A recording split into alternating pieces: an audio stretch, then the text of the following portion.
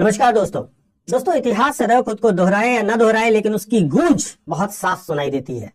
उस्मानी साम्राज्य के पतन के लगभग 100 साल हो चुके हैं और आज भूमध्य सागर की लहरों पर एक पुराना साया फिर से आकार ले रहा है। और इस बार ये साया सिर्फ ग्रीस या इजराइल से नहीं टकरा रहा, बल्कि इसकी हलचल सीधे दिल्ली के रॉयसीना हिल्स तक महसूस की जा रही है। आज हम एक नए काउंटर ज्योमेट्री के जन्म के गवाह बन रहे हैं। एक तरफ है पाकिस्तान, तुर्की और कतर का रिविजनिस्ट ट्रायो जो कि एक अनौपचारिक इस्लामिक नेटो का सपना देख रहा है और उसे साकार करने के लिए कदम दर कदम बढ़ा रहा है। और वहीं दूसरी तरफ है इजराइल, ग्रीस और साइप्रस, जिनके पास है एक ठोस और व्यवहारिक प्रैग्मेटिक आर्क। और इन दोनों के बीच में खड़ा है भारत, शतरंज के बिसात पर खड़ा है भारत। सीधा सवाल यह है कि क्या भारत दूसरे के झगड़े में कूदकर डेंजरस ओवररीच कर रहा है, या फिर यह 21वीं शताब्दी का सबसे कैलकुलेटेड स्ट्रैटेजिक मास्टर स्ट्रोक है जो भारत चलने जा रहा है। आज के इस वीडियो में हम डिकोड करेंगे मेडिटेरियन क्वाड को और भारत की नई ग्लोबल चेस बोर्ड को। तो शुरू करते हैं, और शुरू करने से पहले मैं आपको अपने सोशल मीडिया हैंडल्स बता देता हूं। यूपीएससी मेंटोर पंकज सर के नाम से आप मुझे टेलीग्राम और इंस्टाग्राम पे कनेक्ट कर सकते हैं।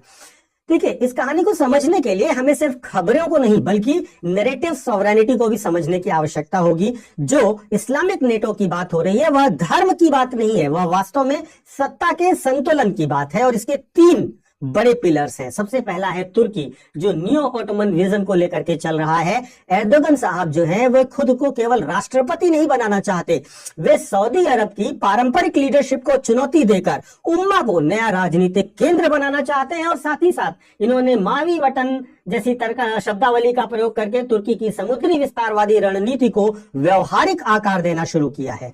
यानी कि एक तरीके से नियो ऑटोमन लीडरशिप क्लेम कर रहे हैं एर्दोगन। इसके साथ साथ दूसरा पिलर है पाकिस्तान, जो हमारा पड़ोसी है। उसका एक कश्मीर नैरेटिव है जिसको वो बल देना चाहता है तुर्की के साथ मिलकर के। पाकिस्तान के लिए तुर्की एक डिप्लोमेटिक शील्ड है, एक ऐसा नेटो मेंबर जो कश्मीर को अंतरराष्ट्रीय और इस्लामिक मंचों पर मजबूती से समर्थन देता है। तीसरा इसका बड़ा पिलर है कतर, जो कि पेट्रो डॉलर और मीडिया की पावर हाउस है। वास्तव में कतर देता है पैसा और देता है अल जजीरा जैसे नैरेटिव शेपिंग मीडिया पावर को।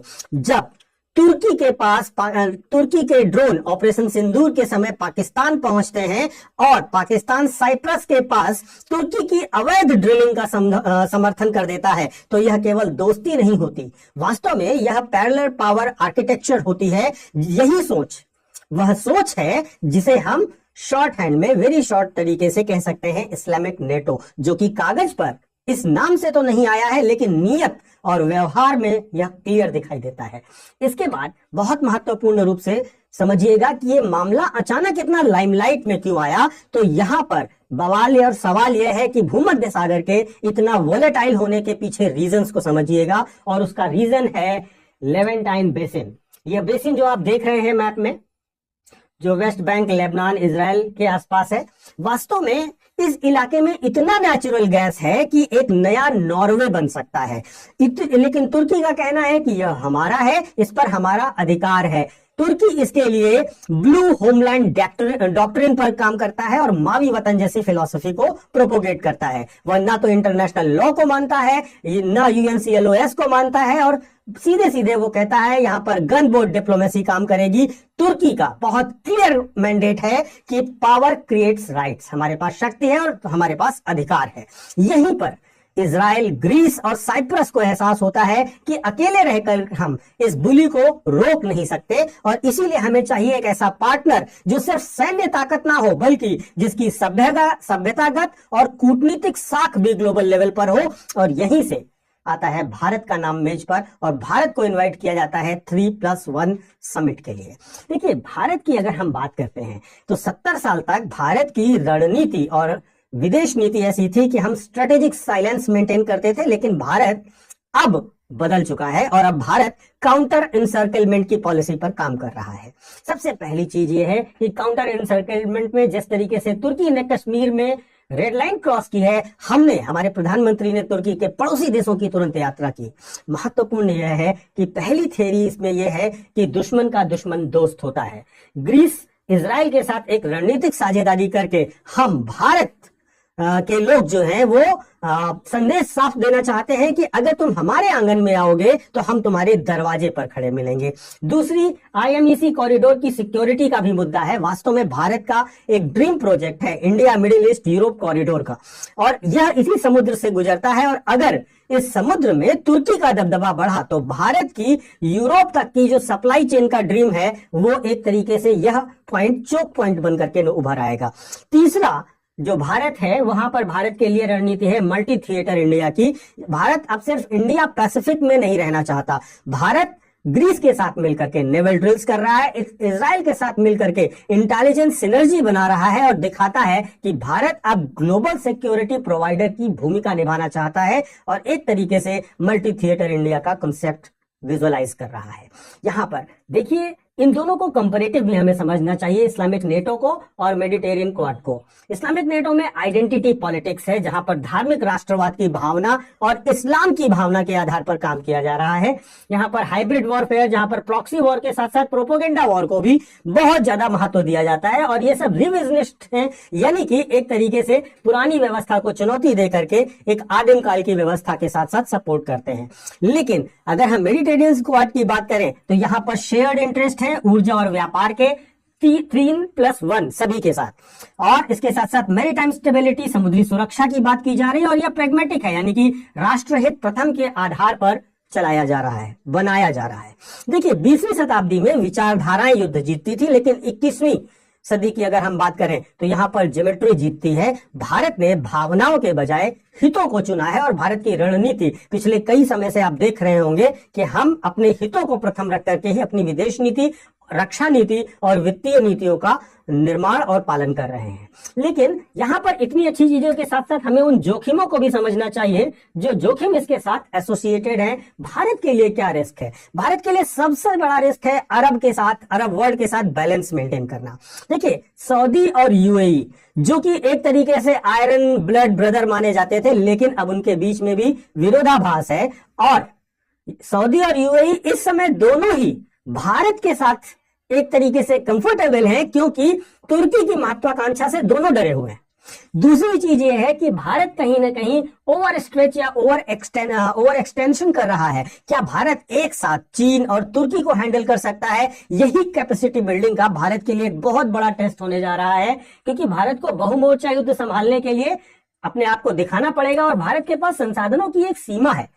तीसरा बड़ा जो डिलेमा है भारत के साथ डिप्लोमेटिक है, वो है नेटो और रशिया का डिलेमा। देखिए, ग्रीस नेटो का पार्ट है, रशिया के साथ क्या इक्वेशन बनानी है, कश्मीर में रूस की भूमिका को भी देखना होगा। देखिए, ग्रीस नेटो में है और रूस हमारा बहुत पुराना दोस्त है, और यहां पर भारत को बड़ी प्रिसीजन डिप्लोमेसी के साथ काम करना होगा। तो चौथी बड़ी चीज है कि हमें प्रिसीजन डिप्लोमेसी, यानी कि हर कदम सोच समझकर, एक गलती के साथ साथ कई मोर्चों पर समस्या खड़ी करने की हालत आ जाएगी। अब तो क्या यह हम माने मास्टर स्ट्रोक है? देखिए, भारत भूमध्य सागर पर किसी भी प्रकार का कब्जा नहीं करना चाहता, वहां के संसाधनों पर दावा भी नहीं करना चाहता, लेकिन वहां पर एक वीटो पावर जैसी कंडीशन अवश्य चाहता है। इस्लामिक नेटो एक प्रकार से अतीत की सोच से निकला हुआ संगठन है, और मेडिटेरियन क्वाड की अगर हम बात करें तो यह भविष्य की जरूरतों से निकला हुआ समाधान है।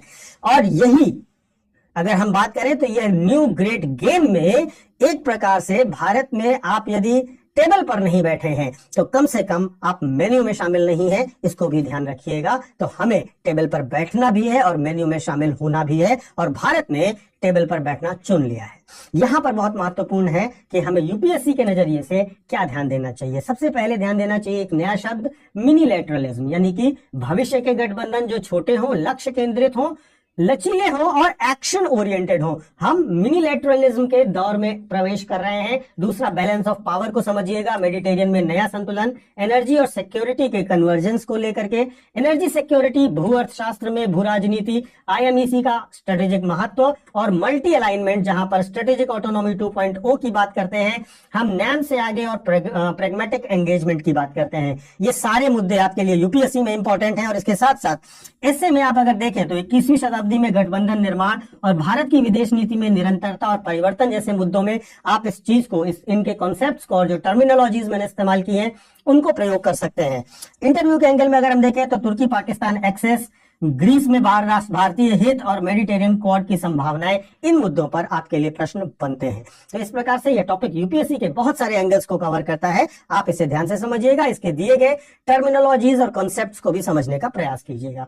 एक छोटा सा अनाउंसमेंट उन बच्चों के लिए जो 2027 या 2028 के लिए यूपीएससी की तैयारी कर रहे हैं, उनके लिए हमारा निर्माण बैच लॉन्च हो रहा है 27 जनवरी 2026 को। इस बैच में आपको हिंदी, इंग्लिश और इंग्लिश में बैचेस मिल जाएंगे। 18 बुक का सेट दिया जाएगा, regular classes, mentorship, writing practice, test series, ये सब चीजें दी जाएंगी। और इसके साथ साथ आपको प्रीलिम्स से पहले प्रीलिम्स रिवीजन प्रोग्राम, मेंस से पहले मेंस रिवीजन प्रोग्राम, कई सारी स्कॉलरशिप्स और डेली में रेजिडेंशियल प्रोग्राम्स भी दिए जाएंगे।